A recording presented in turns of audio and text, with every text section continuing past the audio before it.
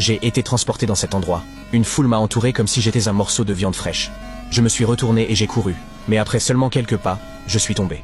De hauts murs m'entouraient de tous côtés. Il n'y avait nulle part où fuir. Pire encore, je ne me souvenais même plus de qui j'étais.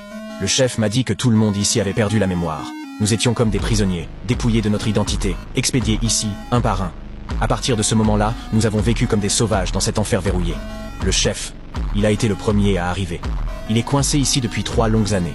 Il m'a beaucoup parlé de cet endroit, mais n'a jamais mentionné ce qu'il y a derrière le mur. Il disait seulement une chose, ne t'approche jamais de cette porte. Mais peu de temps après, j'ai vu 2 gars en sortir en courant. Quelqu'un à côté de moi a dit que c'était des coureurs. Seuls les coureurs avaient le droit de passer par la porte. J'ai rassemblé mon courage et je me suis avancé vers le portail.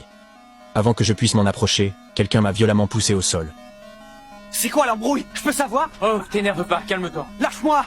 Pourquoi vous me dites pas ce qu'il y a là-bas? Tout ce qu'on veut, c'est te protéger.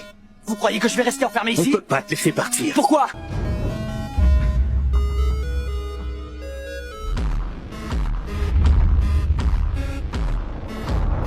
La gigantesque porte du labyrinthe a commencé à se refermer.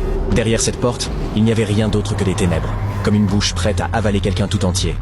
Personne ne savait vraiment ce que signifiait être piégé à l'intérieur. Cette nuit-là, j'ai entendu un grondement profond venant du labyrinthe. Le second m'a dit que le labyrinthe était en train de bouger. Personne n'avait jamais survécu à une nuit là-dedans, parce que la nuit, les créatures sortent. Quiconque en avait vu une était mort. Le lendemain matin, le chef m'a conduit au mur. Des noms y étaient gravés, certains barrés. Ceux-là, c'étaient ceux qui n'avaient pas survécu. J'ai moi aussi gravé mon nom sur le mur. Je suis entré dans la forêt. Soudain, quelqu'un est apparu devant moi. C'était le coureur disparu.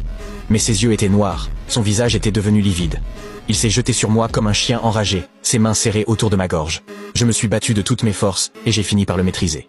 J'ai titubé jusqu'au camp et tout le monde s'est précipité pour le maintenir au sol. Ils ont soulevé sa chemise.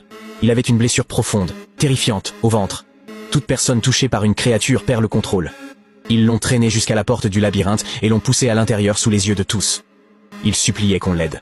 Personne n'a bougé. Personne ne voulait vivre avec un monstre. Le 3e jour, le chef est entré dans le labyrinthe lui-même. Au coucher du soleil, il n'était toujours pas revenu. J'ai demandé si on devait aller les chercher. Personne n'a répondu. Ils ont seulement dit « La porte se ferme. Ils ne reviendront pas. » Mais alors je les ai vus. Ils étaient vivants. Le chef était blessé, inconscient. Son ami le traînait vers la porte. Mais personne n'osait aider. Tout le monde restait dehors, criant de panique. Et à ce moment-là, j'ai couru à l'intérieur.